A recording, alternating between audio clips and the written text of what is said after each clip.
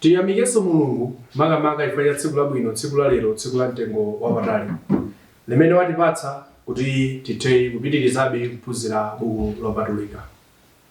Tsiku la lero tifuna titengepo nthawi kuphunzira kuchokera buku la Mateyu chapter 24, chapter chimene nthawi zambiri anthu timakhala ndi mafunso, nthawi zambiri mwinaso tikamafuna mayankho timapeza kuti kufunsana kuyankhana mayankho olakwika, komanso pena mwina timachigwiritsa ntchito molakwika.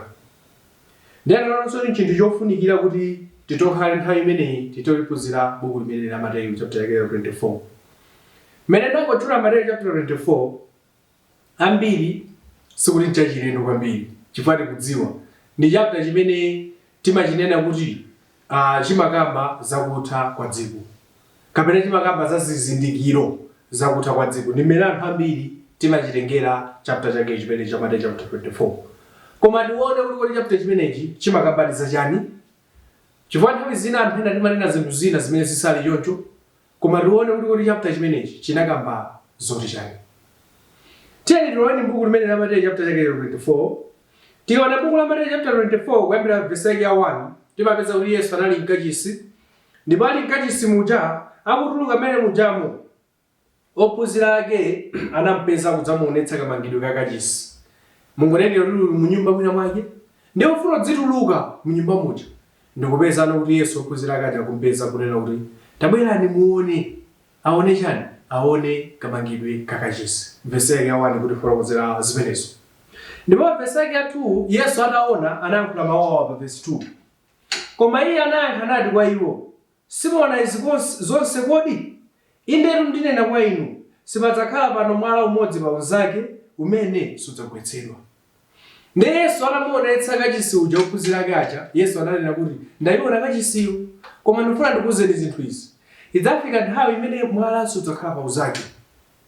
Kodi amafuna nthawi yake. Chimene amafuna nena ndi chinthu ichi. Kalekale zosiyana nako pang'ono ndi masiku ano. Masiku ano tikamamanga nyumba, ena amamangira njira zing'ono-zing'ono, ena akumamangira mabloko. Kalekale zimene zikunalibe, ankamangira miyala. Ndi Yesu akunena kuti mwala simudzaona pa unzake amafuna nena chimene mwanaonetsa chomangachi idzafika nthawi idzagumulidwa, mwalawu simudzaona pa unzake. Ndi zimene Yesu akunena. Ndipo kugwiritsa ntchito mawu kuti mwala simudzaona pa unzake amafuna nena zoti mwalawu chinthu kachisi chidzagumulidwa, mwala simudzaona pa unzake. Ndi zimene Yesu amafuna kunena pamenepo. Ndi chifukwa cha ichi tsopano nena kuti pa verse 3. Verse 3 akunena kuti ndipo pamene iye anali kukhala pansi pa phiri la Zitona, ophunzira anadza kwa iye payekha nanena. Yesu ayankhula zicho kachisi, ophunzira ake aja anadekha osafunsa zambiri. Nanadikira kuti Yesu apite akakhale payekha. Ndali kumene kuja kokhala kwa yekha, ophunzira ake anampeza payekha kuti tinakumvani zija mmanena zija. Ndi ophunzira ake akufunsa mafunso awo kunena kuti mutiwuze zija zidzaoneka liti. Afunsa funso loyamba verse 3. Zija zake ziti zija mmanena kuti mwala sudzakhala pa unzake zidzaoneka liti. Ophunzira ake akufunsa zimenezo. Tiwuzeni kuti zidzaoneka liti. Funso loyamba. Funso lachiwiri akunena kuti ndipo chizindikiro cha kufika kwanu nchiyani?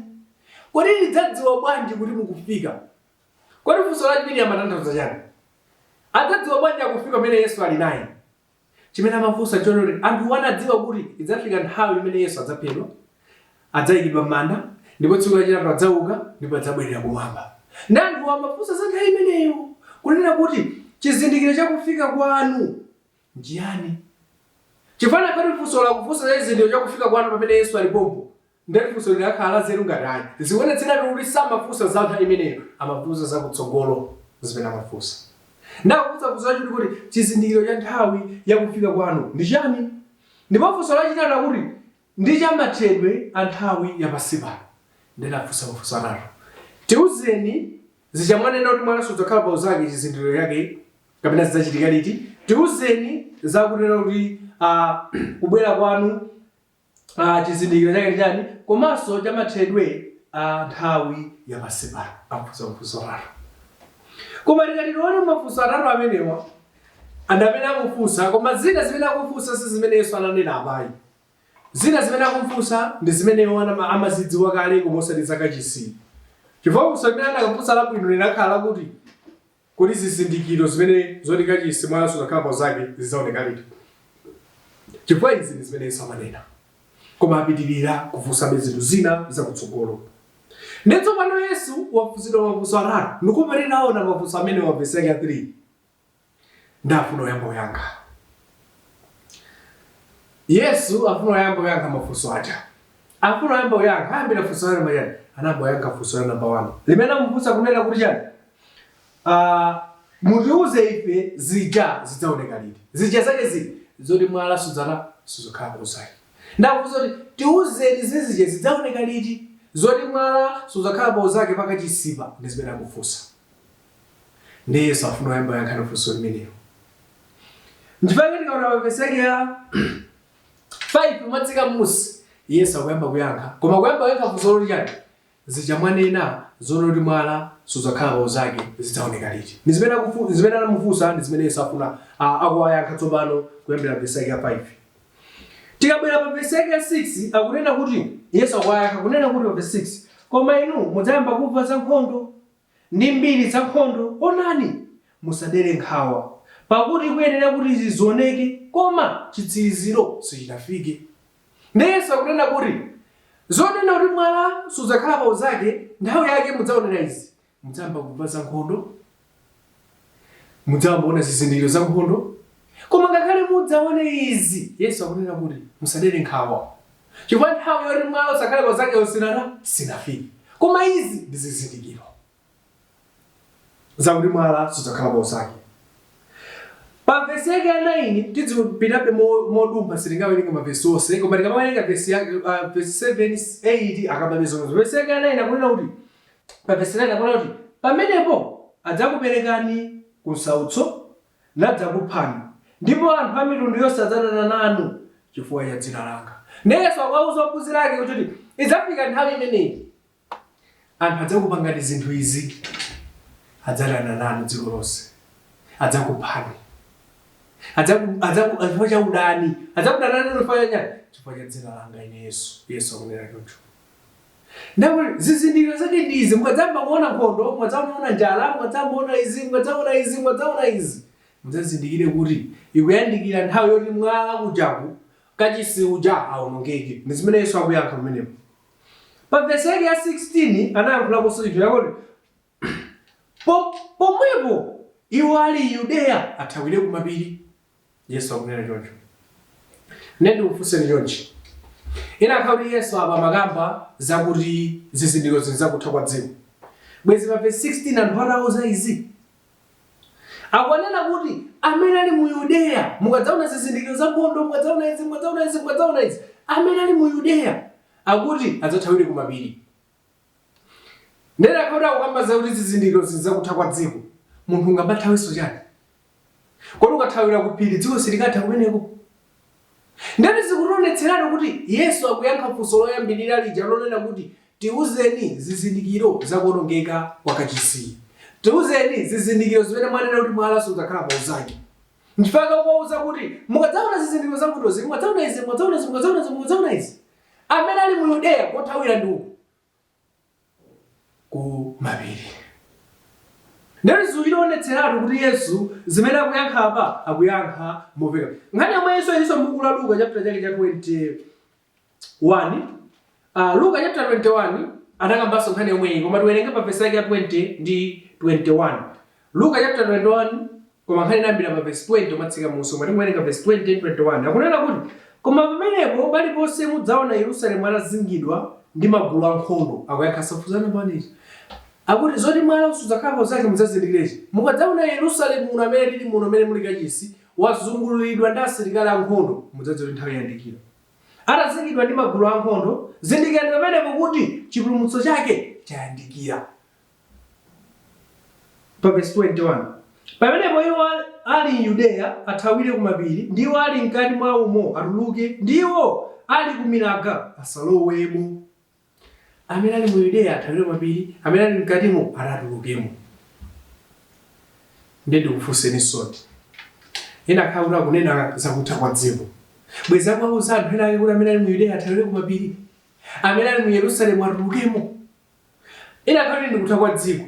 Kodi munthu ukatuluka mu Yerusalemu ndiye kuti kumene upite ku dziko silikatha. Komanso lakale ndikutha kwa dziko ndikufunseni inu mukhala kuti mwene mukhala ku Lilongwe, ena mukhala ku Blantyre, ena mukhala ku Zuzu. Ndiye ndikufunseni chonchi kuti kapena ku Zuzuko, ku Lilongweko, ku Blantyre ndi ku Yudeya kuti muthawire m'mapiri.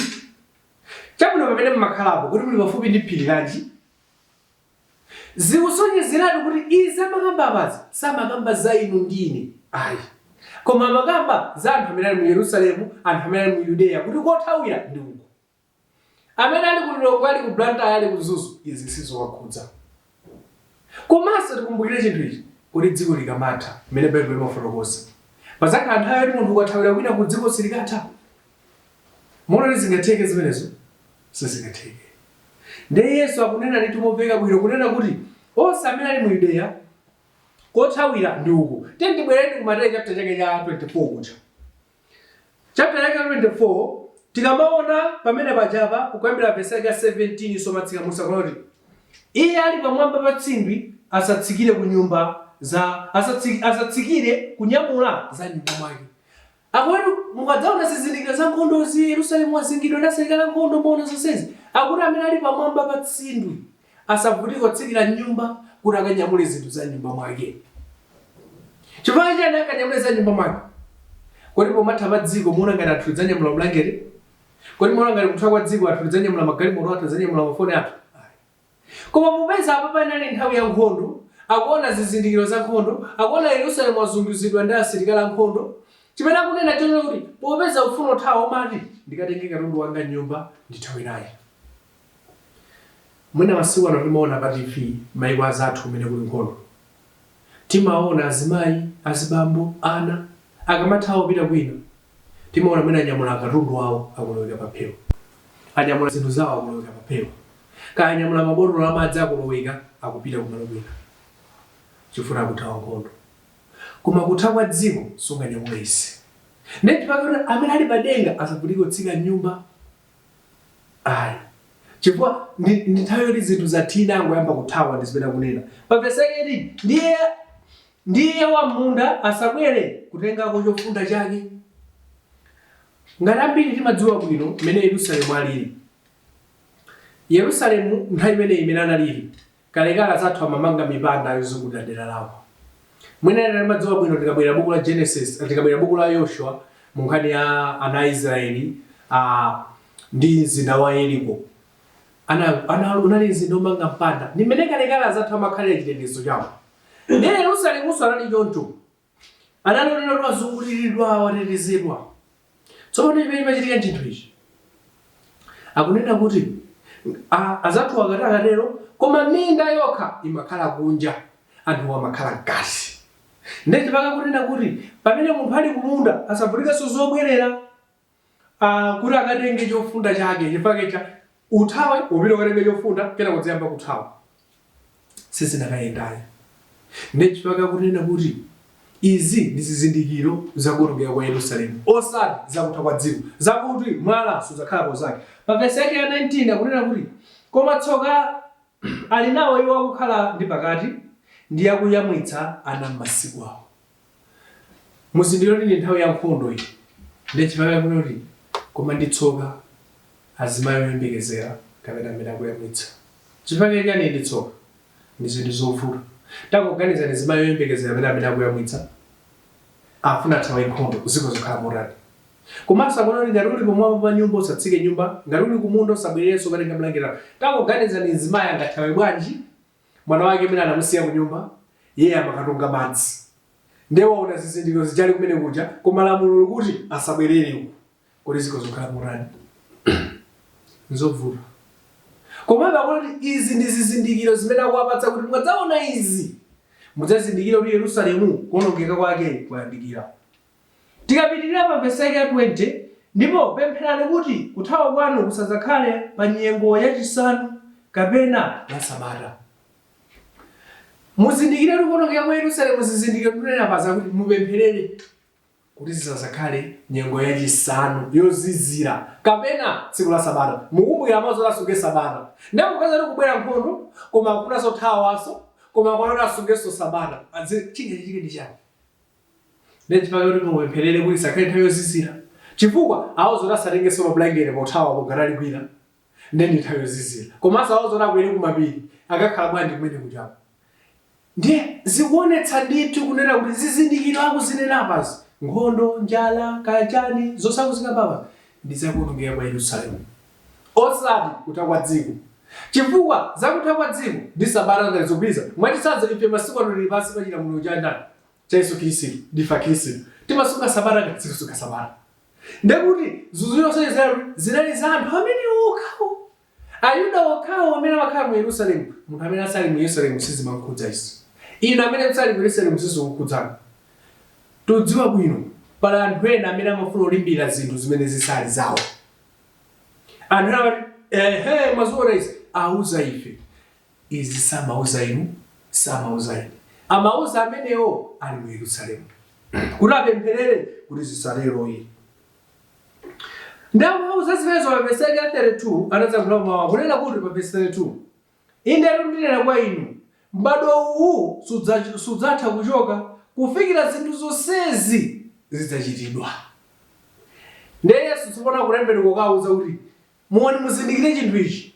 M'bado uwu sudzachoka kufikira zonse zimene ndanena apazi zitachitika. Zimene Yesu akunena. Inu ndine tizindikire chinthu ichi. Ndikufunseni funso ili. Kuti anthu amene Yesu amayankhula nawo za zizindikiro izi ali moyo? Padutsa pafupifupi zaka 2000 chiyabwidweni zimenezi. Olo mwina 1000 chakuti wake close to 2000. Kuti anthu amene ali moyo? Yesu anena kuti mwazimva zonse zimene ndanena apazi. Akuti m'bado uno anthu amene amamumverawo akuti sudzatha kufikira zonsezi zidzachitidwa. Atakhala kuti ali moyo tikuza kunena kuti izizi sizinachitike. Koma inu ndine mudziwa bwino anthu onse amene anapawa, anthu onse amene amamvera Yesu apayi, kuphatikizapo Yesu mwini wake pa dziko lapansi pano palibe. Zimene zikutiuza kunena kuti chani? Zizindikiro izi Yesu amauzadi anthu a mu Yerusalemu. Amauza m'bado umene unali pamenepo. Samauza inu ndine. Ngakhale anthu ndimafunsa kuti nanga bwanji maswala tikuona nkhondo, bwanji tikuona njala, tikuona chakuti. Azathu zazilengedwe amatifotokozera kuti mvula sikubwera bwino. Chifukwa chani? Tadula mitengo, tawononga chilengedwe. Ndi zinthu zoteta chino zikuoza zinazi. Komanso zina malo ena amene njala ikubwera. Njala sikuti inayamba nthawi iyi. Tikabwerera kumbuyo kuso anthu amakhala njala ndithu. Anthu amafani njala ndithu. Tikabwerera kumbuyo muno mapezamo. Tikabwerera kumbuyo timapezamo nkhani zosiyana-siyana zimene so akhala kumana ndi njala. Ndipo peza njala inachulidwa m'Mateyu chapter 24 sizolanda zoti njala inayambira apo. Njala inayilipo. Popeza nkhondo inachulidwa m'Mateyu chapter 24 sizolanda zoti nkhondo inayambira m'Mateyu chapter 24. Inalipo ndithu. Masiku ano wanso chimodzimodzi. Sizolanda zoti popeza kuli nkhondo ndi mtazeti pa Mateyu chapter 24 pajana nena za nkhondo ndi dziko latsala pakono kuti sizikugwirizana ndi apa. Apa izi zinali zizindikiro za mu Yerusalemu amauza anthu amwe. Masiku ano anthu tikozoyamba nkhondo titafuna. Pali mayiko ena amene tikoza kuyambana nawo, tikayambana nawo nkhondo ikozoyambika ndithu. Posavutaso ikozoyambika. Ndipo pesa anayambana pa zinthu zina, ndiye nkhondo yambika, ndiye kunadzati simaona nena apasi. Baibulo likunena kuti izi zimene kuzika pa Mateyu chapter 24, verse yake 1 mpaka verse 35 akuyankha funso loyambirira. Lonena kuti tiuzeni zizi zizachitika liti. Zimene akuyankha Yesu. Ndinatsala ndi mafunso awiri tsopano. Funso lina limene anamufunsa linanena kuti kodi tiuzeni chizindikiro cha kubwera kwanu komanso tiuzeni chizindikiro cha mathedwe a nthawi. Verse yake 36 matsika musi Yesu akuyankha ndi mafunso awiri aja. Loyamba wayankha maliza afuna yankha mafunso awiri. Ayankha mafunso amene akumufunsa aja. Koma mafunso awiri po tizindikire chinthu ichi. Tiuzeni chizindikiro cha kubwera kwanu komanso cha kutha kwa nthawi. Anthu akutheka anaponya chinthu china chimene inu ndine nthawi zina mwene ndikozoponya. Tiuzeni chizindikiro cha kutha kwa dziko komanso cha kubwera kwanu kapena cha kutha kwa nthawi. Anthu ambiri mwina sitimamvetsetsa apa. Tsiku limene Yesu adzabwere ndi tsiku limene lidzathe. buku la Atesalonika, buku la Petro linafotokoza bwino. Yesu adzabwera ngati mbala. Ndipo kuti mwangophetera kwa dziko, mwangophetera kwa diso. Ndimene sichitikire mwachangu choncho. Yesu kubwera kwake adzabwera ngati mbala. Ndikufunse ndiyonchi. Kodi mbava imakuwuzani zizindikiro kuti ndibwera mawa? Mukatsekula buku la Petro anafotokoza zimenezo. Atesalonika Paulo anafotokoza zimenezo. Zakutha zakubwera kwa Yesu. Ndanthu wapofusa mafunso awiri aja amaona ngati kuti Yesu adzabwera lero, kena kokhalakhala, kena kudziko kutha. Koma nkusamvetsetsa monga kana ambiri samamvetsetsera lero. Amaona ngati Yesu adzabwera lero, ngokhala pa dziko lapansi pano, kena kudziko kumathano mambuyo ayi. Bible siliphunzitsa zimenezo. Ndikomabe Yesu pawayankha funso lachiwiri kwayankha nyonyi. Funso lachiwiri ndi funso lachitatu. Iwo aja amaona ngati afunsa mafunso awiri osiyana. Koma Bible likunena mafunso awiri aja limodzi. Chifukwa Yesu akamadzabwera dziko lidzakhalanso latha. Sipadzakhala zinthu ziwiri zosiyana. Ndipo oyankha Yesu anayankha zinthu izi. Pa verse ya 36. Koma za tsiku ili ndi nthawi yake sadziwa munthu aliyense, angakhala angelo kumwamba kapena mwana koma Atate yekha. Za tsikuli, za nthawili, palibe amene amadziwa. Olana angelo kumwamba sana sadziwa. Amadziwa ndi Atate yekha. Ndazina tsopano anthu amambopanga question kuti ngati Yesu mali Mulungu, bwanji ayakhulira Yesu sabadziwa. Tizindikire inu. Pamene Yesu amayankhula ndi anthu awa zinthu izi, anali mu uthupi la munthu. Sanali Mulungu pa dziko lapansi pano muthupi lake, anali munthu ndithu. Ndeti vakakunena kuti ndi Atate yekha amene amadziwa. Pamene Yesu anafa, kuyikidwa m'manda, nkudzuka, nkumabwerera kumwamba, Yesu anali Mulungu. Sizimatanthauza kunena kuti Yesu popeza anayankha zimene ndi si Mulungu ayi. Bible limaphunzira bwino ndithu. Komabe Yesu akuyankha kuti za tsiku ili kapena za nthawi palibe amene amadziwa. Chimene afuna kunena njani? Kubwera kwa Yesu kulibe zizindikiro. Ndi zimene Yesu akuyankha. Akuti kubwera kwake kulibe zizindikiro. Monga verse ya 36 wakazema verse 7 akunena kuti ndipo monga masiku a Nowa kotero kudzakhala kufika kwa mwana wa Mulungu. Ambiri mina tudziwa bwino m'buku la Genesis anakamankhani ya Nowa. Akuti anthu amama sangalala pa verse 33. Pakuti monga masiku aja chisanafike chigumula anthu anali nkudya ndi kumwa, anali kukwatira ndi kukwatiwa kufika tsiku limene Nowa analowa m'chigwa lawo. Akuti chimodzimodzi monga amene zinali nthawi ya Nowa anthu samadziwa. Anthu amakwatira kukwatiwa kumwa kugulitsa kupanga business anakosindikira chigumula cha Nowa mvula yayamba lero zonse kusokonekera. Chimene akunena chenera kuti funso la namba 2 namba 3 akuze chakuti kuti zizindikiro zake Yesu akuti zibe zizindikiro. Zizakhala ngati mene zinali za nthawi ya Nowa. Ana nthawi ya Nowa sanapatsidwe zizindikiro. Anangauza kuti ndidzaononga ndi madzi sanapatse zizindikiro. Apasa kunena kuti kubweranso kwa Yesu chimodzimodzi adzangobwera ngati za nthawi ya Nowa. Zidzangochitika ngati mene zinalili nthawi ya Nowa. Zopanda zizindikiro. Bible limaphunzitsa kuti Yesu adzabwera ngati wakuba, ngati mbava. Mbava sinena kuti ndibwera mawa. Mbava ina nena kuti ndibwera mawa ambiri sitingagoni. Mwina sotonse sitingagoni. Pa verse ya 44. Chifukwa chake khalani inunso okonzekeratu, chifukwa mu nthawi imene simuganizira mwana wa munthu adzadza. Akuti chofunika ndi chani? Chofunika ndichi. Ingokhala okonzeka. Yesu kubwera kwake kulibe zizindikiro. Adzabwera ngati mene zinali za nthawi ya Nowa. Opanda zizindikiro. Adzabwera ngati wakuba, konzekerani. Mateyu chapter 24 munali mafunso amenewo. Zokhudza kachisi anapatsa zizindikiro. Koma zakutha kwa dziko ndi kubwera kwa Yesu akuti palibe amene amadziwa zibe zizindikiro. Izakhala ngati za nthawi ya Nowa. Nkutheka kuti chapter chimene chimachiwerenga koma mwina simachimvetsa. Nkutheka kuti zimene taphunzitsana pano zakuthandizani kuti muchimvetsetse. Zofunikira mwati kupathanizanso ena. Koma nkutheka kunalili ndi funso kapena ndimanga. Komanso mwina ndifo ufuna kuti zapemphere mmodzi mu mpingo wa Khristu. Ndifo okonzeka kukulandirani. Kapena fikeni kudera lanu mwatopeza mpingo wa Khristu mmene uli pafupi. Ukakhala osangalala kukulandirani kupembedza nanu tsiku lina. Tiyamikire Mulungu makamaka chifukwa chotilola kuti tiphunzire kuchokera buku la Mateyu chapter 24. Zimene taphunzira apazi tiyeni tizigwiritseni ntchito. Kufikanso nthawi ina Mulungu akudalitseni inu. Amen.